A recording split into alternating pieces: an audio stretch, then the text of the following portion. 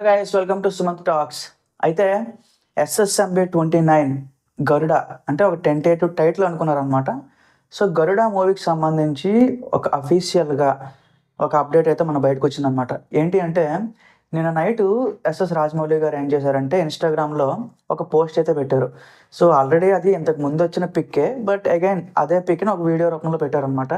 So ఆ వీడియోలో మనం చూసుకుంటే మహేష్ బాబు గారిది ఒక పాస్పోర్ట్ తీసుకొని, అలాగే వెనకాల పిక్చర్ సింహంది ఏదైతే ఉందో దాన్ని ఒక బోన్ కేజ్‌లో బంధించినట్టు పెట్టారనమాట. సో ఆ సింపుల్ ఇండికేషన్ ఏంటి అంటే మనకు తెలిసిందే. వన్స్ రాజమౌళి గారితో సినిమా కమిట్ అయినాక ఇంకా బయట ప్రపంచంతో సంబంధాలన్నీ తెంచుకోవాల్సిందే.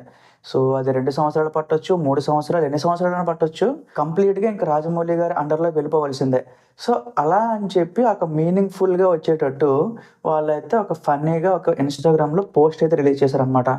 సో ఆ పోస్ట్ కిందన మన మహేష్ బాబు గారు కూడా ఆ డైలాగ్ ఉంది కదా! "ఒక్కసారి కమిట్ అయితే నేను నా మాట నేనే వినని" చెప్పి. సో ఆ డైలాగ్ అయితే పెట్టడం జరిగింది. సో ఇది అంతా కూడా ఒక అర్ధరాత్రి మూవ్‌మెంట్‌లో జరిగిపోయింది గైస్.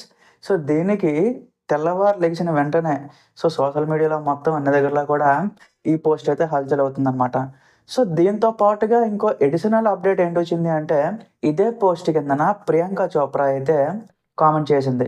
సో ఇంక మనం అఫీషియల్‌గా ఫిక్స్ అయిపోవచ్చు ఏంటి అంటే SSMB29లో హీరోయిన్‌గా మనకు ప్రియాంక చోప్రా గారైతే యాక్ట్ చేయబోతున్నారు. సో అగైన్ ఆవిడ చాలా రోజుల తర్వాత అంటే ఈ మధ్యన హాలీవుడ్‌కి వెళ్ళిపోయారనమాట. సో చాలా సంవత్సరాల తర్వాత మళ్ళీ ఇండియన్ ప్రాజెక్ట్‌లో చేయడం, అలాగే మళ్ళీ రాజమౌళి ప్రాజెక్ట్‌లో చేయడం అనేది ఇది మంచి విషయమనే చెప్పుకోవచ్చు.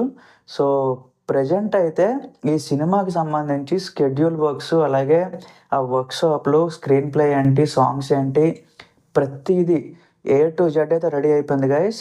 సో వీళ్ళు వెరీ సూన్ మనకైతే షూటింగ్ అప్డేట్ కూడా ఇచ్చే అవకాశాలైతే ఉన్నాయన్నమాట. సో ఈ సినిమాకి మనకు తెలుసు ఆల్మోస్ట్ 900-1000 కోట్ల వరకైతే బడ్జెట్ ప్లాన్ చేస్తున్నారనమాట. So majority of the shooting అంతా కూడా ఇండియాకి బయట చేస్తారు. సో ఆ లొకేషన్స్ ఆఫ్రికా, ఇలా తర్వాత కొన్ని దేశాలుంటాయి. సో ఆ దేశాల్లో అయితే పర్మిషన్స్ కూడా వచ్చేసినాయి. అక్కడైతే షూటింగ్ చేయడానికి ఎక్కువగా అవకాశాలున్నాయన్నమాట.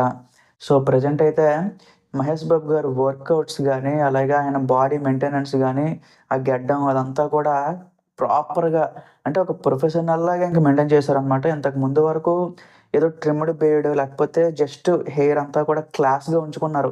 బట్ ఈ సినిమాకి ఫుల్ రగ్గుడ్ లుక్ అయితే రాజమౌళి గారి కోసం ఇవ్వడం జరిగిందనమాట.